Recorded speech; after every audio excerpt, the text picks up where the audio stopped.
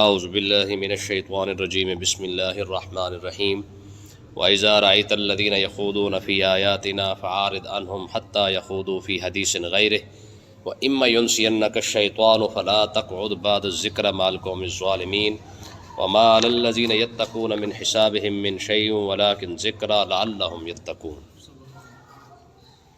کل کے سبق کے اندر ہم نے آدھی آیت یہ پڑھی تھی کہ اللہ تبارک و تعالیٰ نے ارشاد فرمایا اے سننے والے، چاہے کوئی بھی ہے، جو بھی اس آیت کو سن رہا ہے، قرآن کو سن رہا ہے، اس کے لیے اللہ تعالیٰ نے ارشاد فرمایا کہ وَإِذَا رَأَيْتَ الَّذِينَ، فرمایا اے سننے والے، الَّذِينَ يَخُوضُونَ فِي آیَاتِنَا، جو لوگ بھی ہماری آیتوں کا مذاق اڑاتے ہیں، ٹھیک، جگت بازی کرتے ہیں، فَأَعْرِضْ عَنْهُمْ، تو ان کے پاس نہ بیٹھ، ان سے منہ پھیر لے، حَتَّى يَخُوضُوا فِي حَدِيثٍ غَيْرِهِ، یہاں تک کہ جب تک کہ وہ لوگ اس ہنسی مذاق کو چھوڑ نہ دے تب تک تو ان کے پاس نہ بیٹھ۔ تو اس کا مطلب کیا ہے کہ ہر اس بندے کا بائیکاٹ کرنا ہر مسلمان پر فرض ہے جو دین کا مذاق اڑاتا ہے، ٹھیک ہے جی۔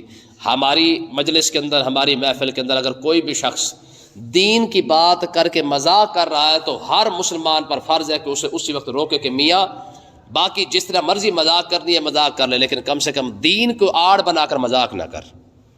ہم تو باقاعدہ اس کے ساتھ ہنس رہے ہوتے ہیں، تو یہ ایک بہت بڑا ظاہر ہے جیسے وہ گناہ گار ہے اسی طریقے سے ہم بھی گناہ گار ہیں۔ تو یہ آیت ہمیں بتا رہی ہے کہ ہر مسلمان پر یہ بات فرض ہے، لازم ہے کہ جیسے ہی یہ کوئی شخص دین کا مذاق اڑائے، قرآن کو آڑ بنا کے، حدیث کو بنا کے، اگر کوئی شخص دین پر کوئی لطیفہ سناتا ہے یا جگت بازی کرتا ہے تو اس کو فوراً اسی وقت روکا جائے گا کہ میاں اس کے متعلق دین کو آڑ بنا کے مذاق نہیں ہو سکتی۔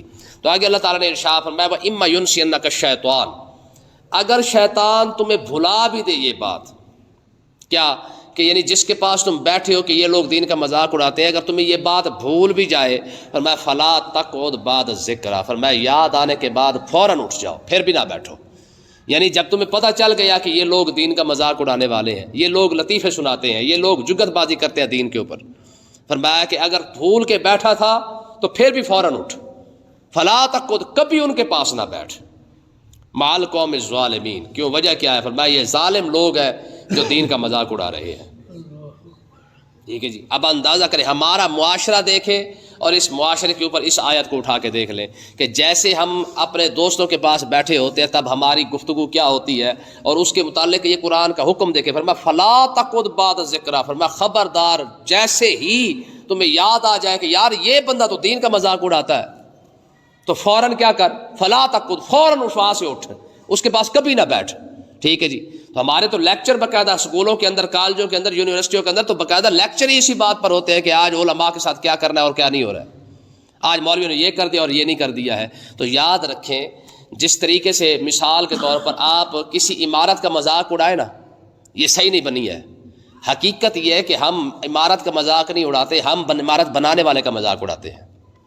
یعنی مستری ایسا پاگل تھا کہ وہ صحیح بنا ہی نہیں سکا، ایسے ہوتا ہے نا، کمرہ بنایا تو ہم نے کہا یار تو چنگا بھلا سیاڑا بندہ ہے، تیری زندگی گزر گئی کام کرتے کرتے، تجھ سے ایک کمرہ ہی صحیح نہیں بن سکا ہے، تو اس کا مطلب یہ ہے کہ تجھے کام کرنے کا فن ہی نہیں ہے، تجھے آتے طریقہ ہی نہیں آتا ہے۔ تو جب کام کرنے والے پر ہٹ جاتی ہے تکلیف، یعنی وہ جو ہم تنقید کرتے ہیں تو وہ تو کام کرنے والے پر، کام پر تو نہیں ہوتی ہے۔ تو ایسی اگر کوئی شخص علماء پر بات کر رہا ہے تو وہ علماء پر نہیں کر رہا، وہ اسلام کی وجہ سے کر رہا ہے، ٹھیک ہے جی۔ تو آگے اللہ تبارک و تعالیٰ نے ارشاد فرمایا وَمَا عَلَى الَّذِينَ يَتَّقُونَ مِنْ حِسَابِهِمْ، فرمایا کہ اب یاد رکھیں، فرمایا کہ جو متقی لوگ ہیں، پرہیزگار لوگ ہیں، من حساب من شے، گمراہ لوگوں کا حساب متقی سے نہیں لیا جائے گا، گمراہ لوگوں کا حساب متقی سے نہیں لیا جائے گا۔ مطلب کیا ہے کہ اگر نیک لوگ دنیا کے اندر موجود ہے اور لوگ گمراہ ہو رہے ہیں، اور نیک لوگ دیکھیں آگے فرمایا ولیکن ذکر، ہاں یہ ہے کہ اگر نیک لوگ لوگوں کو سمجھاتے رہیں، لوگوں کو واعظ و نصیحت کرتے رہے، سمجھاتے رہے کہ یار ایسا نہ کرو ایسا نہ کرو، فرمایا پھر قیامت کے دن پھر ان لوگوں سے نہیں پوچھا جائے گا کہ ہاں لوگ گمراہ کیوں ہو گئے، یہ تو نبیوں سے بھی نہیں پوچھا جائے گا کہ لوگ گمراہ کیوں ہو گئے، کیوں؟ کیونکہ نبی کا کام تھا اپنی ذمہ داری جو تھی وہ پوری کرنی تھی، وہ حضور پوری کر کے چلے گئے۔ نبی جتنے بھی آئے ہیں ہر نبی اپنی ذمہ داری پوری کی اور واپس تشریف لے گئے، ٹھیک ہے۔ اب اگر کوئی گمراہ ہو رہا ہے تو اس میں نبی کا قصور تو نہیں ہے، ٹھیک ہے، تو اسی طریقے سے ہر عالم دین اگر سمجھا رہا ہے، اخلاص کے ساتھ دین سمجھانے کی کوشش کر رہا ہے، اس کے سمجھانے کے باوجود بھی اگر لوگ نہیں سمجھ پا رہے ہیں تو اس میں پھر علماء کا قصور نہیں ہے۔ اب دیکھیں نا جی، قیامت کے دن جب بندہ کھڑا ہو کے یہ کہے، جیسے آج ہمارے تکے لگاتے ہیں، کہتے ہیں جی مولوی بخشے گا دسی بخشی جاؤں گے، یعنی مطلب کیا، وہ یہ کہنا چاہتے ہیں کہ یار ہمیں سمجھانے والا کوئی نہیں ہے۔ آج بھی آپ دیکھ رہے ہیں، وہ کہتے ہیں جی مولوی سنو دس دے کوئی نہیں، ہر کسی کے پاس یہ بہانہ ہے کہ نہیں، کہتے ہیں جی مولوی سنو دس دے کوئی نہیں۔ جمعہ آپ کون سی مسجد ہے جس مسجد کے اندر جمعہ پڑھایا جاتا اور وہاں پہ تقریر نہ ہوتی ہو؟ ٹھیک ہے جی، ہر مسجد، جس مسجد کے اندر جمعہ، یعنی جو بڑی بڑی مسجدیں ہیں، کچھ چھوٹی مسجدیں جہاں پہ صرف نماز پڑھائی جاتی ہے، لیکن ہر وہ مسجد جس مسجد کے اندر جمعہ ہو رہا ہے تو جمعے سے پہلے 10 منٹ 20 منٹ آدھا گھنٹہ بیان تو ہوتا ہے۔ اب اگر کوئی شخص نہیں سننے آ رہا اور قیامت کے دن وہ بھی بہانہ بنائے گا کہ مجھے بتانے والا کوئی نہیں تھا۔ ہماری محفلوں کے اندر تقریریں ہوتی ہیں، ہمارے جمعوں کے اندر تقریریں ہوتی ہیں، ہمارے جلسوں کے اندر تقریریں ہوتی ہیں، ہر لحاظ سے قرآن اور حدیث بیان تو ہو رہا ہے، لیکن اگر کوئی نہیں سن رہا تو اس کے پاس یہ بہانہ نہیں کہ مجھے سمجھانے والا کوئی نہیں تھا۔ کس منہ سے لوگ کہہ لیتے جی ہمیں سمجھانے والا کوئی نہیں، ہم سمجھنا ہی نہیں چاہتے، ہم نے ٹائم ہی کبھی نکالا کہ یار ہم جا کے سمجھ ہی آئے۔ اس لیے میں اکثر آپ کو کہتا ہوں کہ آج کیا کرتے لوگ، جب کوئی مسئلہ آتا ہے نا، وہ کیا کرتے ہیں، فون نکال کے فیس بک سے یوٹیوب سے دیکھ لیتے ہیں، لیکن کسی عالم کے پاس اتنا ٹائم نہیں ہے لوگوں کے پاس کہ عالم کے پاس چلے جائیں۔ ہاں قرآن اندازی ہو رہی ہو تو پھر چلے جائیں گے۔ ہماری محفلوں کے اندر اب رواج ہو چکا ہے کہ اگر بندے اکٹھے کرنے ہیں نا محفل کے اندر، تو آپ کیا کریں، قرآن اندازی رکھ دیں۔ قرآن اندازی پر لوگ آ جاتے ہیں محفل سننے کے لیے، لیکن اللہ اور اللہ کے رسول کا خالص نام سننے کے لیے نہیں آتے ہیں، ہے جی۔ تو آج یہ رواج بن چکا ہے کہ اگر تم نے لوگوں کو نصیحت سنانی ہے، لوگوں کو کوئی قرآن اور حدیث کا فیض دینا ہے، علم دینا ہے، تو اس سے پہلے لوگوں کو لالچ دیا جاتا ہے۔ یہ لنگر ہمارا کیوں پکتا ہے؟ صرف لنگر پکانے کی وجہ بھی یہی ہے کہ چلو ظالموں قرآن اور حدیث نہ سننے آؤ، کم سے کم کھانا کھانے ہی آ جاؤ۔ کھانے کے بہانے ہی ہو سکتا ہے شاید کوئی قرآن سن جائے، کوئی حدیث سن جائے، شاید کسی کے پلے پڑ جائے، ٹھیک ہے نا جی۔ تو اللہ تبارک و تعالیٰ نے ارشاد فرمایا قیامت کے دن یہ نیک لوگوں سے نہیں پوچھا جائے گا، من حساب من شیء، گمراہوں کا حساب نیکوں سے نہیں لیا جائے گا، گمراہ سے گمراہ کا ہی حساب لیا جائے گا۔ ہن او لوگ جڑے آدھے مولوی بخشے گا دسی بخشے جاواں گے، وہ کدھر جان گے؟ تو اس کا مطلب یہ ہے کہ جواب ہر بندے نے اپنا دینا ہے، چاہے وہ مولوی ہے، چاہے وہ غیر مولوی ہے، چاہے وہ پیر ہے، چاہے وہ مرید ہے، چاہے وہ استاد ہے، چاہے وہ شاگرد ہے، حساب ہر کسی کا اپنا اپنا۔ ہاں لیکن نیک لوگوں پر ذمہ داری کیا ہے؟ فرمایا ولیکن ذکرا، تم انہیں سمجھاتے رہو، تم انہیں نصیحت کرتے رہو، لعلہم یتقون، ہو سکتا ہے شاید کوئی ڈر جائے اور شاید کوئی سیدھے راستے پہ آ جائے۔ تو اس کا مطلب کیا ہے کہ علماء کی ذمہ داری یہی ہے کہ وہ بار بار سمجھاتے رہے، ٹھیک ہے جی، تقریروں کے ذریعے، نصیحت کے ذریعے، قرآن کے ذریعے، کسی لحاظ سے بھی سمجھاتے رہے۔ کسی کے سمجھ میں آ گیا تو سبحان اللہ، نہیں آیا تو آپ اسے پتہ لگ جائے گا، ٹھیک ہے جی۔ اگلی بات دیکھیں، فرمایا وَاذَرِ الَّذِينَ اتَّخَذُوا دِينَهُمْ لَعِبًا وَلَهْوًا، ٹھیک ہے جی۔ اب یہ الفاظ پچھلی آیت کے ساتھ کیسے جڑتے ہیں؟ دیکھیں فرمایا محبوب آپ ان لوگوں کو چھوڑ دیں، کن کو؟ اتخذوا دینہم، جنہوں نے اپنے دین کو بنا لیا ہے لعبا ولہوا، ہنسی مذاق اور کھیل کود، جنہوں نے دین کو صرف کھیل ہی سمجھا ہے، دین کو صرف ہنسی مذاق ہی سمجھا ہے، فرمایا ایسے لوگوں پر دین کا بھی اثر نہیں کرے۔ یہ حضور کو فرمایا جا رہا ہے، فرمایا محبوب ایسے لوگوں کو چھوڑ دیں، ان کو پر کبھی دین اثر نہیں کرے گا، ان پر کبھی قرآن اثر نہیں کرے گا، جو لوگ دین کو صرف مذاق کے طور پر لیتے ہیں۔ یعنی مسئلہ بھی پوچھنے آئے تو مولوی صاحب کا امتحان لینے کے لیے۔ آپ یقین کریں، میں کیونکہ ہمارا تجربہ ہے، فیلڈ ہے ہماری، کئی مسجدوں کے اندر میں جب میں گیا نا، کہتے جی ہم چیک کریں گے آپ کو کچھ آتا ہے کہ نہیں۔ ہمارے معاشرے کے اندر جب امام رکھا جاتا ہے نا، وہاں پہ کیا کرتے ہیں، وہاں پہ امام صاحب جاتے ہیں، باقاعدہ انٹرویو ہوتا ہے، اور انٹرویو انتظامیہ لے رہی ہوتی ہے، کہتے جی آپ یہ بتائیں پھر آپ کہاں سے پڑھ کے آئے، پھر کیسے پڑھ کے آئے ہیں۔ انٹرویو لے کون رہا ہے؟ جسے 6 کلمے بھی نہیں آتے، اور کس کا لے رہا ہے؟ جو دور حدیث کر کے آیا ہے۔ یہ دنیا کا اٹھا الٹا اور پٹھا قسم کا یہ اصول ہے۔ حالانکہ اصول یہ ہے کہ جب آپ میٹرک والے کا امتحان ہمیشہ ایم اے والا لیتا ہے، یہ تو سمجھ میں آتی ہے، ٹھیک ہے جی۔ چلو پی ایچ ڈی والا اگر بی اے والے کا امتحان لے لو تو یہ بھی سمجھ میں آتی ہے۔ آپ کبھی سوچا ہے دنیا کے اندر یہ اصول ہے، ٹھیک ہے، کہ دورہ حدیث کرنے والے کا امتحان کون لیتے ہیں؟ 6 کلمے والے، اور 6 کلمے بھی اللہ جانے آتے بھی ہیں کہ نہیں آتے۔ اور پھر بھی یہی بیچارے سارے ٹھیک ہے، مولوی پھر بھی غلط ہے، ٹھیک ہے، وہ کہہ رہے پھر بھی ہم سے گلا ہے کہ وفادار نہیں، ٹھیک ہے جی، ہم 8 سال پڑھ کے بھی ہم ان کو جا کے انٹرویو دیتے ہیں، ٹھیک ہے۔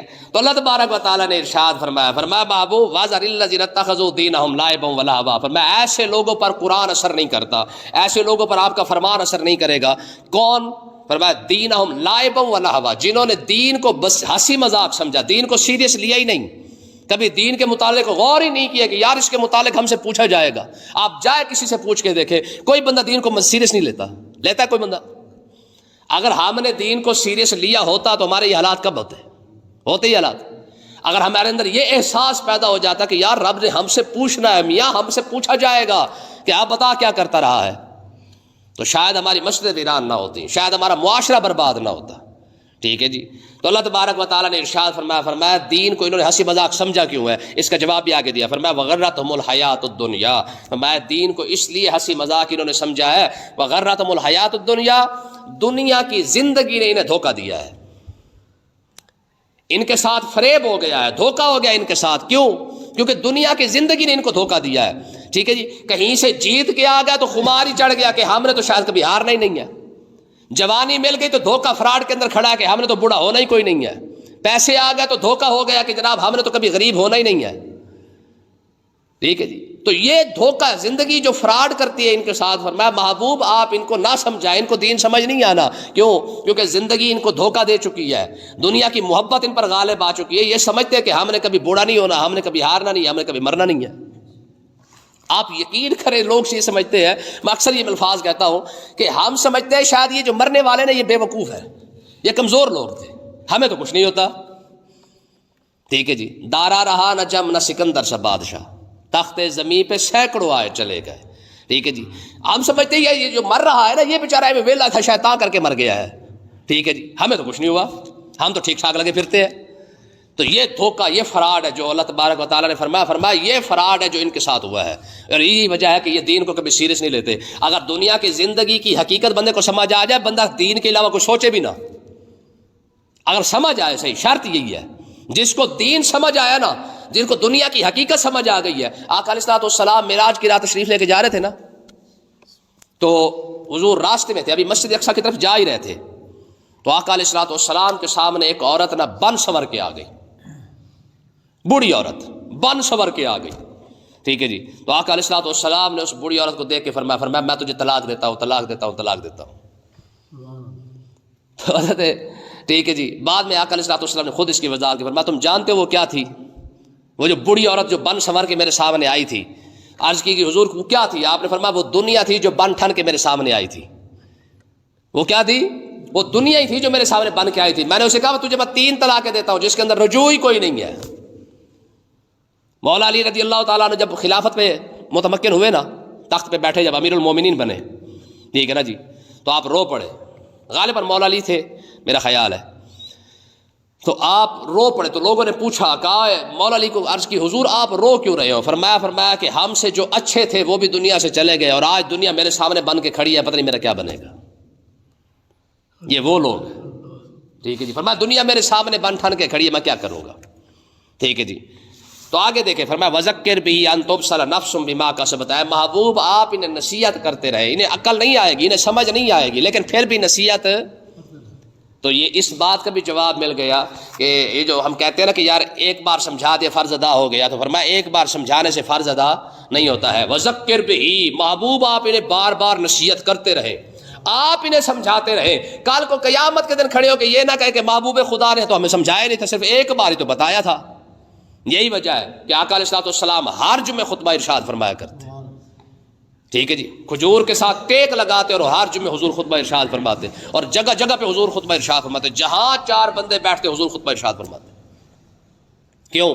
تاکہ بار بار سمجھایا جائے، ہو سکتا ہے کسی کو سمجھ آ جائے۔ اور آگے دیکھیں، فرمایا وذکر بہ، اے محبوب آپ انہیں نصیحت کرتے رہیں، آپ انہیں سمجھاتے رہیں، ان تبصر نفس بما کسبت، فرمایا کہ ہو سکتا ہے کہ ہلاکت کی وجہ سے یا اپنے کرتوتوں کی وجہ سے اپنی جان بچا لے، ہلاک نہ ہو، بچ جائے، یہ ان کے لیے بہتر ہے۔ آپ انہیں کیا کریں؟ سمجھاتے رہیں۔ اور دیکھیں، میں آپ کو ایک مسئلے کے طور پر یہ بات بتاؤں، جب امام خطبہ دے رہا ہوتا ہے نا، یعنی تقریر کر رہا ہوتا ہے، تو علماء فرماتے ہیں اس وقت سنت نفل پڑھنا یہ مکروہ ہے.